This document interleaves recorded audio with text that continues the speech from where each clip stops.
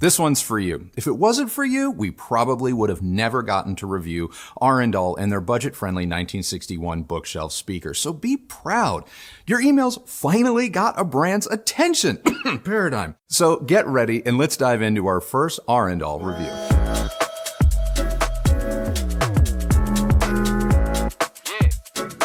2022 is turning out to be the year of the bookshelf or stand mount speaker for you semantic fanatics. We have featured a ton of two-ways already, and the 1961 enters the chat with one of the smaller entries that we've seen.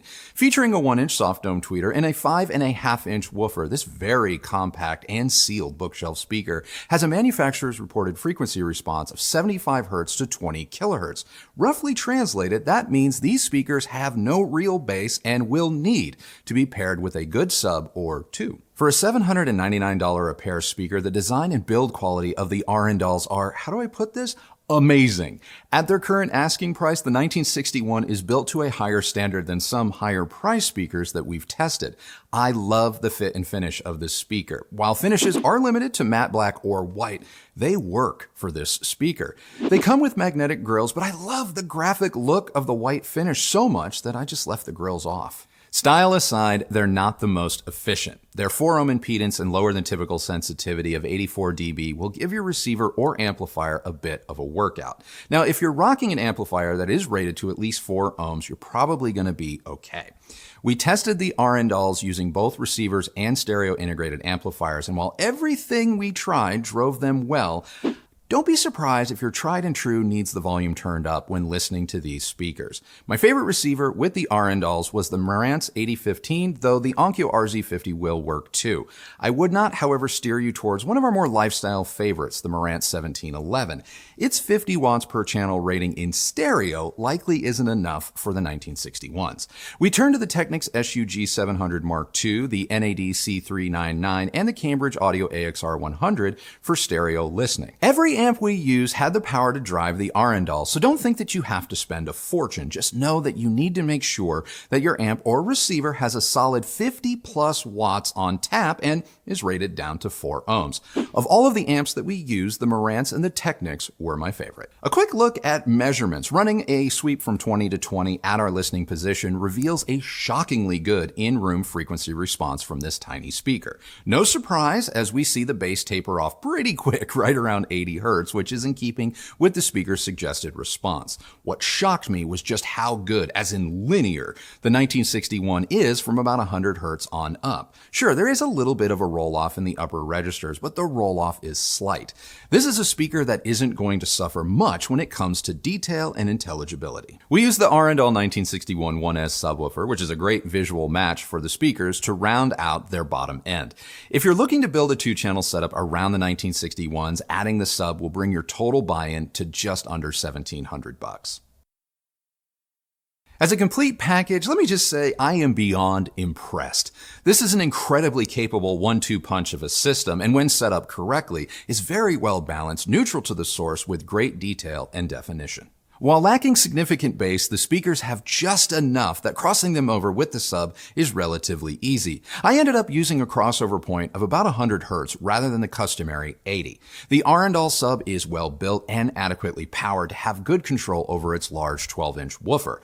Arendal claims the sub is capable of digging down to 19 Hz in its EQ1 setting, and in our room, I can confirm that it can, in fact, hit that mark. It has a pretty smooth response, which is great because the bookshelf speakers are pretty agile little monitors. Set up correctly, the transition from sub to speaker is pretty seamless. The Arendal sub favors agility over boom, so for those of you who are shopping for a fast sub, take note. Not to say that the sub can't throw down and shake your good china, it can. But properly configured, it definitely wants to blend in versus stand out, which is a trait I liked. Moving away from the low bass and getting into the mid-bass and mid-range, the 1961s are virtually characterless. No color or editorializing via the driver or its cabinet. There is a near holographic transparencies. Vocals sound more electrostatic or open baffle than boxy, which is a plus in my book. Whether it's dialogue or lyrics, the Arendals deliver the goods with terrific nuance and inflection. Moving our attention to the tweeter, similar to the SpeakerBox 5S2 from PRO-JECT and even the SONUS FABER Lumina 2s, the Arendal rides that line between detailed and bright brilliantly. The transition from woofer to tweeter is seamless, not too different from what we heard from the far costlier JBL 4309.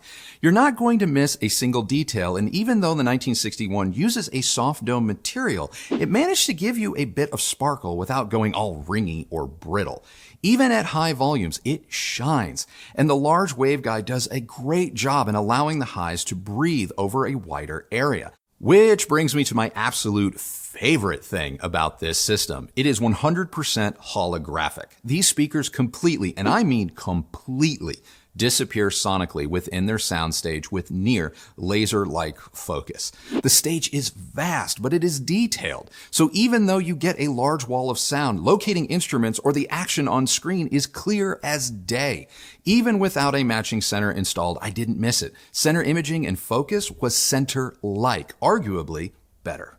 Now, dynamically, these speakers can impress, but it's not a given.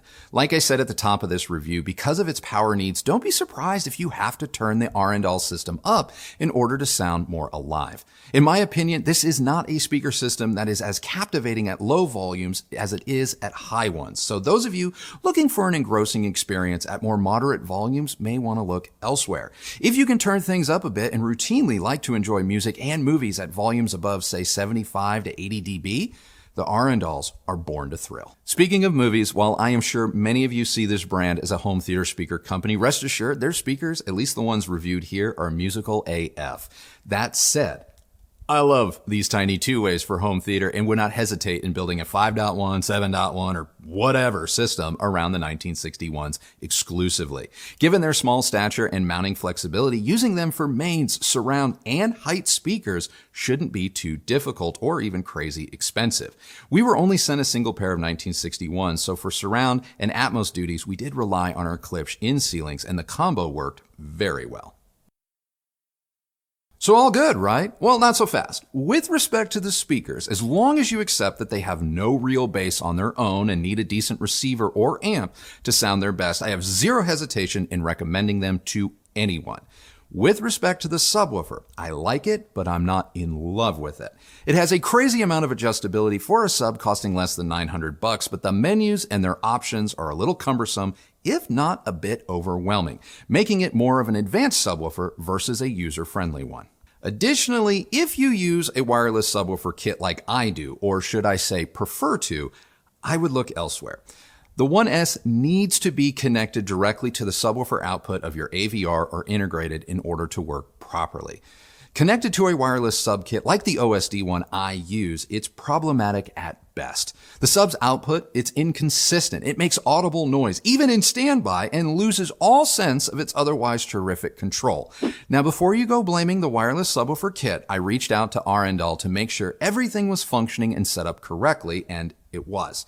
Since our SVS and KLIPSCH subs have been connected to this same rig and placed in the same spots, with neither of those subwoofers struggling like the Arendal, it is my conclusion that the fault does not lie with the wireless kit, but with some aspect of the sub itself.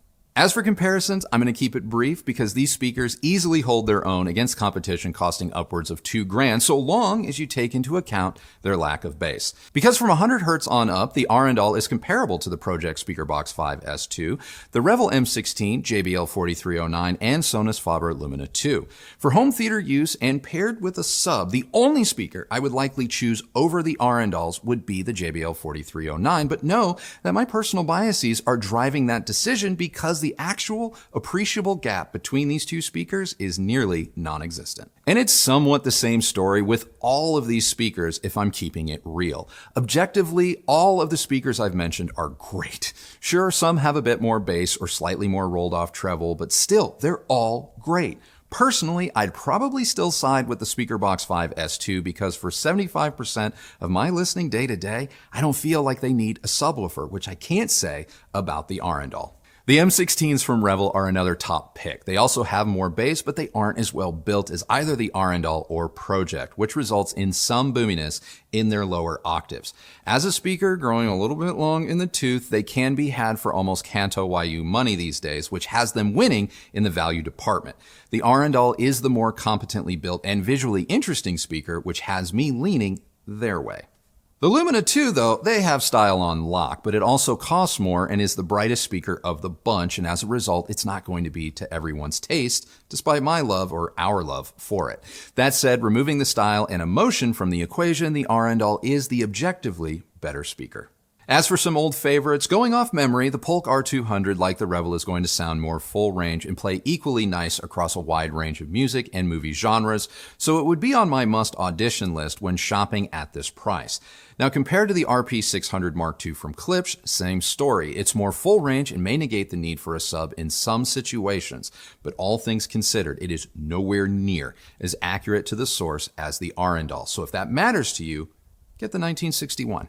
So the only question that remains is, were you, yes, you, right? Are the Arendal speakers worth their praise? Are they a good buy? I can only comment on the 1961 bookshelf speaker and subwoofer reviewed here, but I have to say, and we don't always agree or see eye to eye on this channel, but y'all nailed it. This is a great speaker, and I am grateful to you for banging on the proverbial doors in order to get this one on the channel.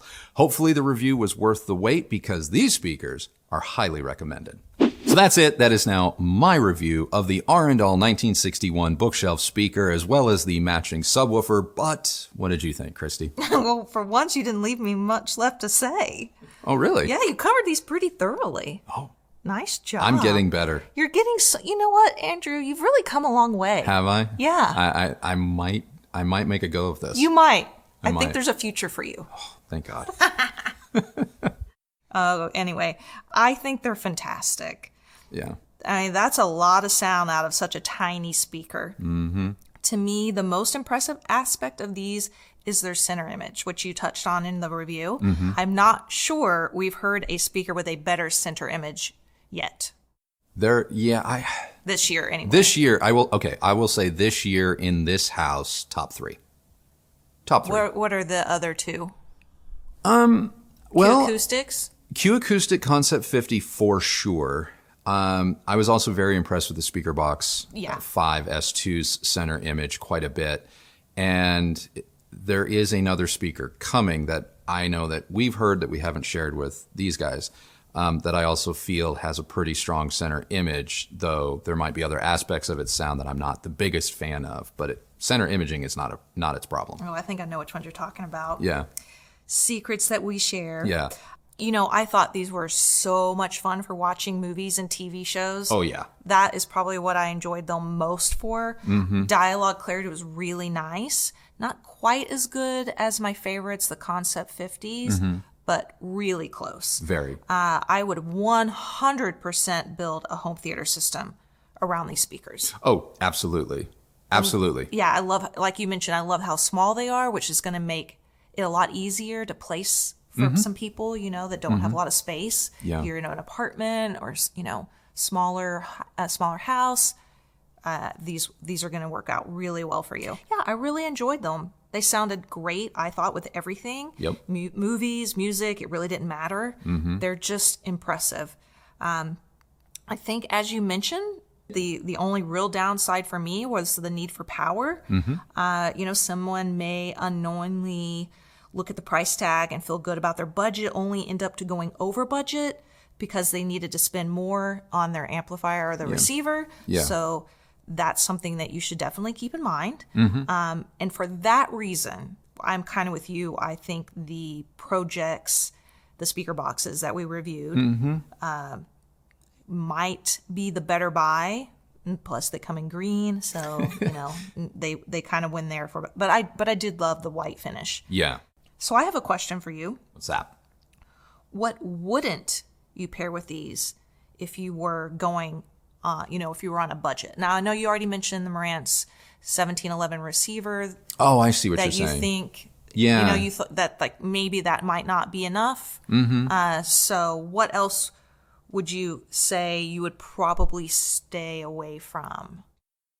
Well, the reason I say that I don't believe the 1711 would work, just theoretically, I know that it's 50 watts per channel in stereo, but as you add more channels, the power is going to drop. And I know that Marantz has the 70% guarantee with 5 channels or all channels driven, but that's going to bring you down into like that 30 watt range, 30 something watt range. And I just don't feel like you're going to have the headroom or the dynamics that these speakers are capable of. So knowing that, I would stay away from things like the 1711. I would not do like the Onkyo 5100. I probably wouldn't even do a Yamaha V6A.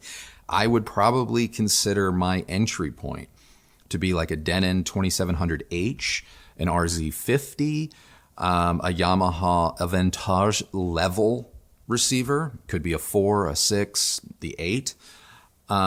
The Marantz, the bigger Marantz, the 8015, the ones a few below that will probably all work great. I absolutely adore this system on the 8015. I know a $3,000 or $3,500 receiver on $799 speakers may seem like overkill to some of you, but imagine having, say, 9 or 11 channels of these. Oh, it's going to be magical. It really is. Okay, real quick, turning towards amplifiers, so not receivers. Okay, more like stereo. Stereo. I mean, I think that, like, if we're looking at the Cambridge audio line, you would say yes to the AXR 100, but not the AXA 35. Yeah. I think that you probably need to be in the AXR, was it 85 or 100 range for something like this, versus, say, the 35. I just don't see that pairing much like the 1711 from Marantz, giving you everything or unlocking all of the potential of this particular speaker. Anything else in the amplifier realm that you could get away with, say, a Rotel A11 Tribute. Obviously, the higher Rotels will do well. Some of Yamaha's more budget-friendly, like 801. I personally don't like that amplifier, but it would work. You think it would? I don't think it would. Oh, no, it would. It would have the power. I just don't think it would be all that. Impressive. It's not a pairing I would do. No, I would. But I think that the power is there, and if you already own an 801 and you like it, then you are on the market for a speaker like the 1961. Give it a whirl. We didn't test it. I think the AS 1200 would be a better match. Oh God, yeah. I mean, a bit overkill, a lot of money, but yeah, totally. The Marantz 40N worked great with these. You could get away with a power node. Power node would do it. It should be noted too, the Arendal subwoofer is really good, but don't feel like you absolutely have to pair these with their sub. I found that the SVS 3000 Micro, which is about the same money, I still maintain that subwoofer is a little bit more user-friendly, and the app control that you get at that price point, I would probably, sorry, Arendal, your sub is really good, but I would probably go with the SVS with these speakers if you are a novice with subwoofers. I know people are going to ask about this. They're going to ask about the Model Up from the 1961s. Yeah. And I know, obviously, this is the first pair of Arendal speakers that we've ever had. Yes. So we can't definitively say, but I know you've looked at some of the specs online. Yeah. How would you advise them? If everything that I have experienced with the lesser 1961s translates up the line, I have zero hesitation in recommending this brand to anyone. It appears they make a very, very competent speaker. I'm more curious about their towers, personally.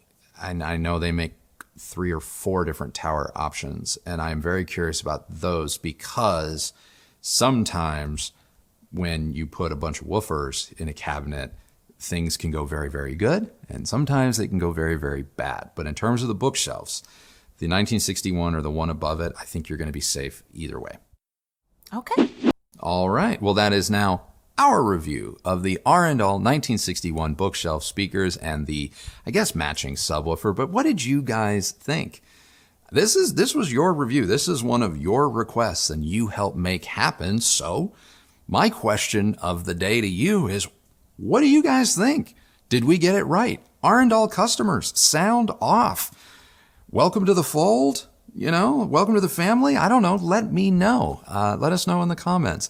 If you like this video, please do give it a thumbs up, like, and subscribe. Go ahead and ring that bell so that you're notified when new videos come out. If you use any of the links that Christy left for you down below, know that that is a great way that you have continued to show your support for this channel and the work that we do here. And we thank you all very much for doing that. Follow me on Instagram at Recovering Audiophile. And that's it for us today. So remember, the only person who has to like the sound of your system is you. So happy listening, everybody. Thank you so much for watching. Thank you for making this review happen. And we'll see you on the next one. Bye.